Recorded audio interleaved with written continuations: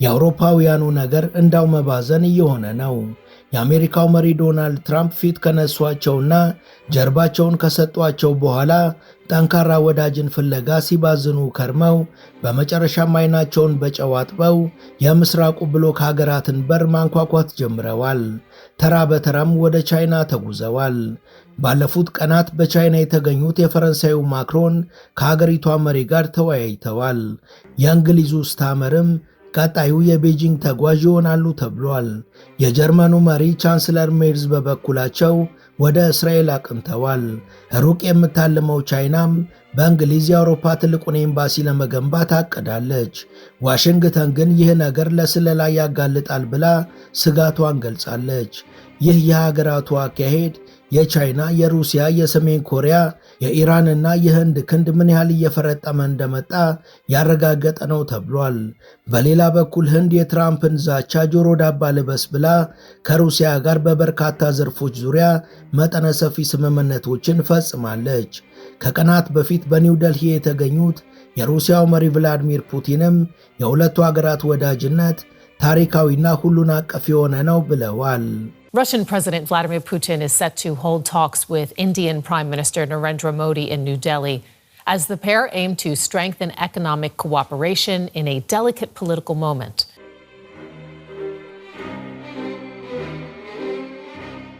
ሰላም ጤና ይስጥልን። በመላው ዓለም የምትገኙ ውድ የመሿለኪያ ቤተሰቦች በዛሬው መሰናዷችን የዓለማችን ሀያላን ሀገራት በሰሞኑን ስላደረጓቸው እንቅስቃሴዎች እንደዚሁም ደግሞ መላቅጡ የጠፋቸው አውሮፓውያኑ ወዳጅን ፍለጋ እየባዘኑበት ስላለው ሂደት እናወጋችኋለን። የሩሲያና የህንድ ስምምነት ይዞት ስለሚመጣው ጉዳይም እንዳስሳለን።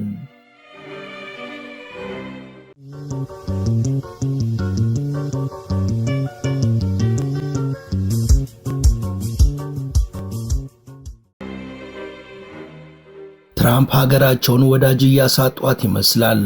ከብዙ ሀገራት በተለይም ከቻይናና ከህንድ ጋር የገቡበት በማዕቀቦች የታጀበ እሰጥ አገባ እንዲሁም የአውሮፓ መንግስታትን ቀን በቀን ከአሜሪካ የቆየ ወዳጅነት እያገለሉ መሄዳቸው እነዚህ ሀገራትን የትራምፕ ባላንጣ እያደረጋቸው መሆኑ ተደጋግሞ እየተነገረ ይገኛል።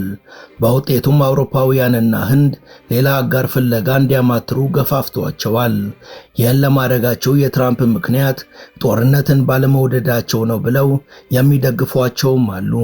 ከዚህ ጋር በተያያዘም ሰሞኑን የምስራቆቹ ግዙፍ የኢኮኖሚና የሰው ኃይል ባለጸጋዎች የሆኑት ቻይናና ህንድ ሁለት ከባባድ ጥቁር እንግዶችን ተቀብለዋል። በግሪጎሮሳውያኑ የዘመን ቀመር ታኅሳስ 3 ቀን 2025 የፈረንሳዩ ፕሬዝዳንት ማክሮን ለመንግስታዊ ጉብኝት ቤጂንግ ገብተዋል። የእንግሊዝ ጠቅላይ ሚኒስቴር የሆኑት ስታመር ደግሞ በሚቀጥለው ወርሃ ጥር መጨረሻ ወደ ቻይና ሊያመሩ እቅድ የያዙ ስለመሆናቸው እየተዘገበ ይገኛል። ከወደ ህንድ የተሰማው ዜና ደግሞ ማክሮን ቤጂንግን ሳይለቁ የሩሲያው መሪ ቭላዲሚር ፑቲን ኒው ደልሂ ደርሰው ከህንድ አቻቸው ጋር ተገናኝተዋል። ማክሮንና የጀርመኑ ቻንስለርም በሚስጥራዊ የስልክ ውይይት ዋሽንግተን ላይ የዶለቱበትም ንግግር ይፋ ተደርጓል።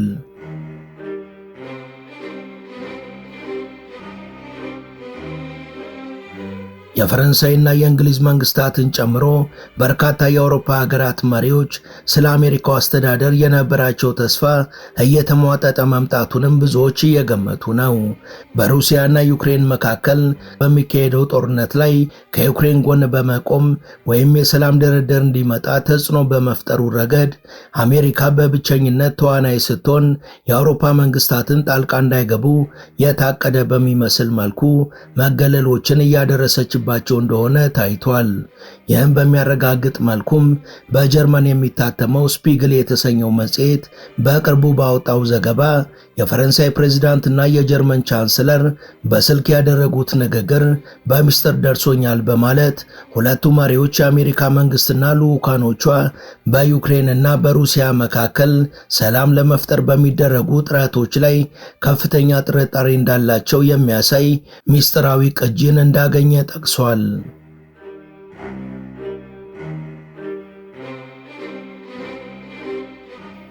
ይህን መረጃ አስመልክቶም የተጠየቁት ማክሮን በፍጹም በማለት ቢክዱም እውነታው ግን የትራምፕ አስተዳደር አውሮፓና አሜሪካ ለዘመናት የገነቡትን የኢኮኖሚና ወታደራዊ መተባበር በሰፊው እያቋረጡ መሄዳቸውን የሀገራቱን ከፍተኛ ክፍተት እንዲጋለጥ አድርጓል። ይህ ክፍተት እንዳለባቸው ቀድመው የተረዱት የአውሮፓ መሪዎችም ትራምፕን መለማመጥ በማቆም የኢኮኖሚና ዲፕሎማሲያዊ አማራጮች የሚሆናቸውን አገሮች ወደ መፈለጉ እየተመሙ ይገኛሉ። የአሜሪካ የውጭ ጉዳይ ፖሊሲ ከረጅም ጊዜ ወዲህ ታይቶበት በማይታወቅ መልኩ እጥፋትን እያስተናገደ ይገኛል። በውድም ሆነ በግድ ወይም በጥቅምና በታሪክ ጥልፍልፎች በመላው ዓለም የሚገኙ ሀገራትን የአሜሪካ አጋር ያደረገው ፖሊሲ በትራምፕ እንግዳ የሆኑ መሪዎች የተነሳ ነጥብ እየጣለ መሆኑ የአደባባይ ምስጢር ከሆነ ከራርሟል። ለረጅም ጊዜ የአሜሪካ አጋር በሆነችው ህንድ ላይ የነዳጅ ግዢ ማዕቀብን ጥለዋል። ቻይናን አይን ሽላፈር ብለው በመቶ የሚቆጠሩ ማዕቀቦችን ቢጥሉም የቻይናን የከፍታ ምዕራፍ ግን አልገቱትም።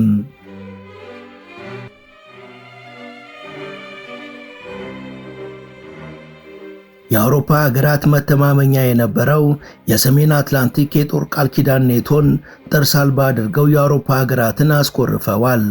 ዩክሬን ላይ የሚፈልጉትን ጥቅም ለማስከበር ሲሉም አውሮፓውያን ያልተሳተፉበት የቀጠናው ላይ ጫናን ለብቻቸው እያቀላጠፉ መሆናቸው ደግሞ በፈረንሳይ በጀርመንና በእንግሊዝ መንግስታት ዘንድ የመገለል ስሜትን የፈጠረና ተስፋ እንዲያጡባቸው ብሎም አማራጭ እንዲፈልጉ ያስገደዳቸው ሆኗል።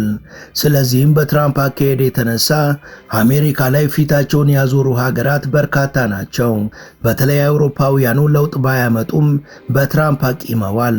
ማክሮን ወደ ቻይና ኦፊሴላዊ ጉብኝት የማረጋቸው ነገርም የዚህ ምስክር ሆኖ የቀረበ ክስተት ተደርጎ እየተቆጠረ ነው። ይህ ብቻ ሳይሆን የእንግሊዙ ጠቅላይ ሚኒስትር ስታመርም ተመሳሳይ የጉዞ ዕቅድ ስለመያዛቸው ተሰምቷል። የሩሲያው ፕሬዝዳንት ቭላዲሚር ፑቲን ደግሞ በህንድ መገኘታቸው ትራምፕ በህንድ ላይ የጣሉት የነዳጅ ግዢ ማዕቀብን ኃይል አልባ ቀረርቶ አድርጎ የመቁጠር ምልክቶች እንደሆኑ ተረጋግጧል።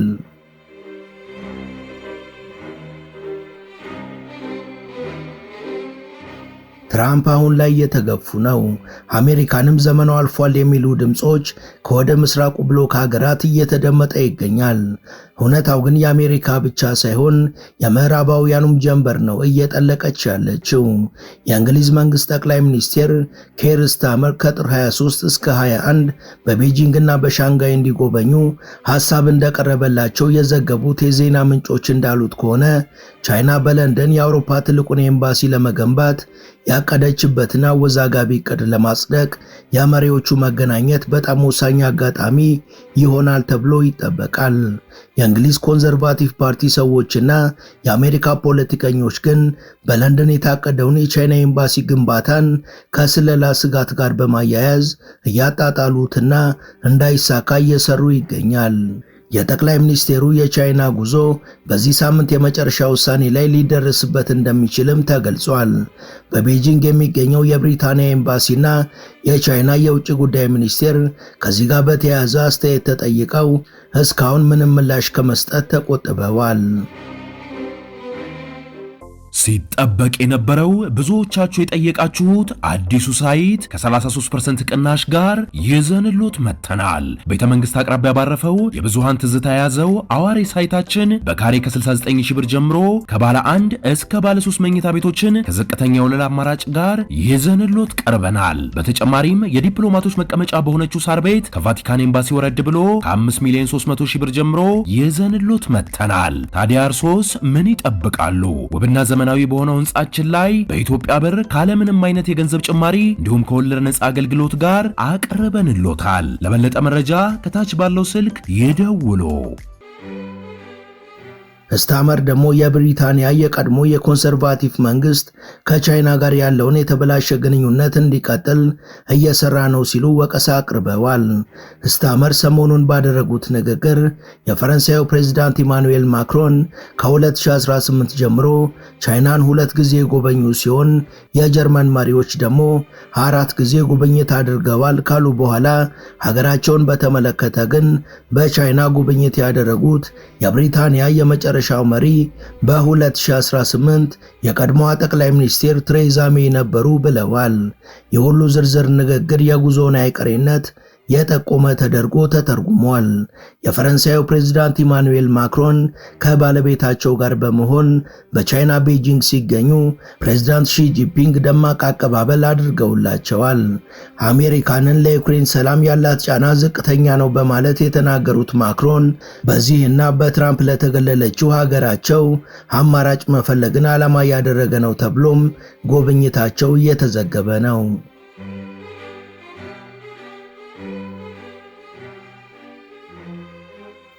በሺ ጂንፒንግ የዲፕሎማሲ ባህል መሰረት በእንግድነት የተቀበሏቸውን በርካታ ፕሬዝዳንቶችን በቤጂንግ አነጋግረው የሚመልሱ ሲሆን ባልተለመደ ሁኔታ ግን ማክሮንን የቻይና አራተኛዋ ግዙፍ ከተማ በሆነችው ቼንዱንግ አብረዋቸው በመሄድ የተለያዩ ታሪካዊ ቦታዎችን፣ ግዙፍ ግድብን እንዲሁም ደግሞ ታዋቂውን ጂቼንግ ፓርክን አስጎብኝተዋቸዋል። በዚህም ሁለቱ መሪዎች ውይይት ካደረጉበት በቤጂንግ ከሚገኘው አስደናቂው የህዝቦች አዳራሽ ርቆ ባለው በሲቹዋን ተራራማ መልክዓ ምድር ላይ የተገነባውን የዓለም ጥንታዊ የቅርስ ስፍራን በሺ ጂንፒንግ እና በቀዳማዊ እመቤት ፔንግ ሊዩዋን እየተመሩ ማክሮንና ባለቤታቸው እንዲጎበኙ ተደርገዋል። ማክሮን እንዳሉት ጉዞ እየተባባሰ በመጡ ዓለም አቀፍ ውጥረቶችና በሁለቱ ሀገራት መካከል ያለው የንግድ ግንኙነት የጋራ መተማመንና የአብሮ መስራት ፍላጎትን የሚያሳይ ስለሆነ ይህንን ጉብኝት ማድረጋቸው በእጅጉ ጠቃሚ እንደሆነ ገልጸዋል። ከጉብኝቱና ከምሳ ግብዣው በኋላም ሺ ጂንፒንግ እና ማክሮን የተናጠል ውይይት ለማድረግ ወደ አዳራሽ ሲያመሩ የሁለቱ መሪዎች ባለቤቶች ደግሞ ወደ ቻንግዱ የምርምር ጣቢያ አምርተው ጉብኝት አድርገዋል።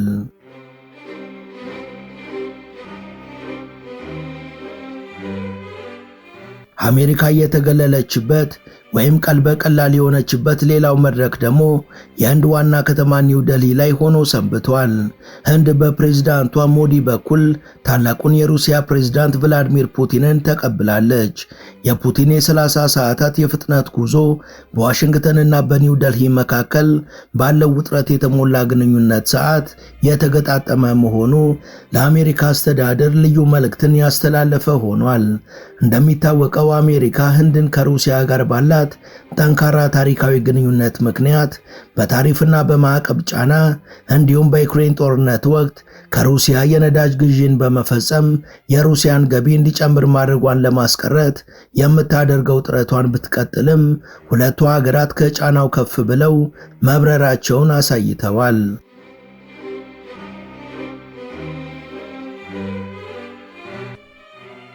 በሁለቱ መሪዎች ውይይት ወቅት የሩሲያው ፕሬዝዳንት ቭላዲሚር ፑቲን ሞስኮ ለህንድ ያለማቋረጥ የነዳጅ ጭነት ለማቅረብ ዝግጁ መሆኗን አስታውቀዋል።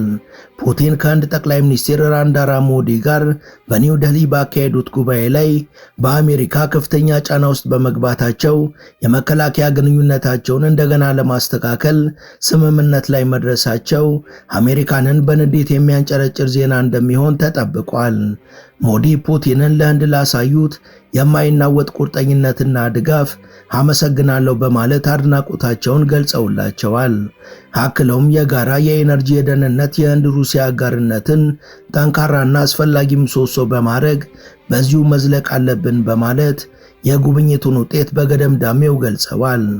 ሞዲ ጓደኛዬ ብለው የጠሯቸውን ፑቲንን የኒው ዴልሂና የሞስኮን የረጅም ጊዜ ግንኙነት በማስቀጠላቸው አድንቀዋቸዋል። የፑቲን ጉብኝት የመጣው ሞስኮ ቀድሞውንም የሩሲያ ጦር ገዢ ከሆነችው ከህንድ ጋር ያላትን ግንኙነት ለማሳደግ ተስፋ ባደረገችበትና አሜሪካ መያዣ መጨበጫ ባጣችበት ወቅት መሆኑ ትርጉሙ የጎላ ነው ተብሏል።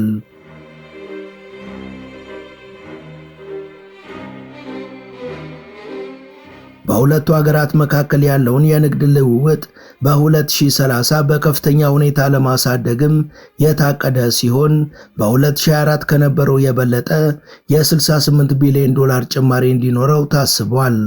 ምዕራባውያን ሀገሮች በዩክሬን ጦርነት ወቅት በሩሲያ ድፍድፍ ነዳጅ ላይ ያላቸውን ጥገኝነት ሲቀንሱ፣ ህንድ በተቃራኒው የግዢዋን መጠን በእጅጉ ከፍ አድርጋለች። ይህን ተከትሎም በነሐሴ ወር አሜሪካ ቀደም ሲል በህንድ ዕቃዎች ላይ የጣለችውን 25 በመቶ ታሪፍ በእጥፍ ወደ 50 በመቶ በማሳደግ ህንድ ከሩሲያ የምትፈጽመው የነዳጅ ግዢን የተከተለ ቅጣት ነው ተብሏል። ከዚህ በተጨማሪም ትራምፕ ፑቲንን የተኩስ አቁም ስምምነቱን እንዲቀበሉ ጫና ለማድረግ የታለመ መሆኑን ተናግረው ነበር። ግና የትራምፕ ፉከራ ሰሚ አጥቶ በኒው ደልሂ ሩሲያና ህንድ የበለጠ ተጣምረው የነዳጅ ብቻ ሳይሆን የጦር መሳሪያ ልውውጦችንም ለማድረግ ቃል ተገባብተዋል። ህንድ 60 ከመቶ የነዳጅ ፍጆታዋን የምትገዛው አሁንም ከሩሲያ መሆኑ ደግሞ ልብ ሊባል የሚገባ ሐቅ ነው። ፑቲን በሚደንቅ ሁኔታ ጉዳዩን ፈታ አድርገው ያቀረቡት ሲሆን አሜሪካ የሩሲያን ነዳጅ የመግዛት መብት ካላት ህንድም በተመሳሳይ የሩሲያ ነዳጅ የመግዛት መብት አላት ሲሉ ፑቲን ተናግረዋል።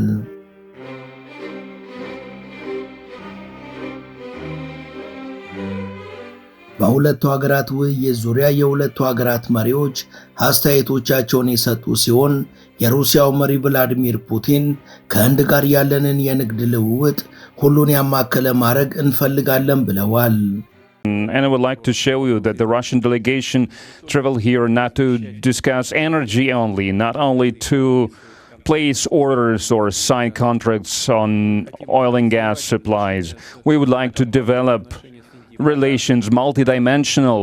እኛ የሩሲያ ተወካዮች እዚህ የተገኘ ነው ከህንድ ጋር በኢነርጂና ነዳጅ ዘርፎች ላይ ብቻ ለመነጋገር ሳይሆን በብዙ ዘርፎች መጠነ ሰፊ ግንኙነቶች ለማድረግ ነው። ይህን ማድረጋችን ደግሞ ሁለታችንንም ተጠቃሚዎች ያደርገናል። ህንድ ተቆጥሮ የማያልቅ የንግድና ኢንቨስትመንት አማራጮች አሏት። የሁለታችን ትስስር ዘመናትን የተሻገረም ከመሆኑ አንጻር ወዳጅነታችንንና አጋርነታችንን የበለጠ አጠናክረን እንቀጥላለን።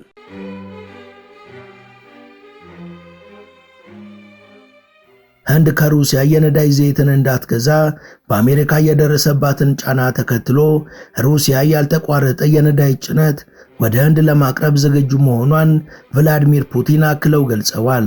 የህንዱ ጠቅላይ ሚኒስትር ናሬንዳራ ሞዲ በበኩላቸው በሩሲያና በህንድ መካከል ያለው ግንኙነት በጋራ መከባበርና መተማመን ላይ የተመሰረተ ነው ብለዋል። The biggest advantage, biggest strength is that we have between Russia and India is mutual trust. So we reciprocate this trust and it gives a strong impetus to our efforts. የሁለቱ ሀገራት መጣመር ትልቅ ጥቅም ያለውና ከፍተኛ አቅምን መፍጠር የቻለው ግንኙነታችን በሁለትዮሽ ስምምነቶች የታጀበና ሁለታችንንም ተጠቃሚ የሚያደርግ በመሆኑ ነው። አሁን የሀገራችን ኢኮኖሚ የበለጠ እያደገ ነው። ከሩሲያ ጋር ያለንን ታሪካዊ ወዳጅነታችንን ወደ ላቀ ደረጃ ለመውሰድና የበለጠ በሁሉም ዘርፍ ለመጠንከር ካለን እቅድ አንጻር የፕሬዝዳንት ቭላዲሚር ፑቲን ጉብኝት ወሳኝ ነው።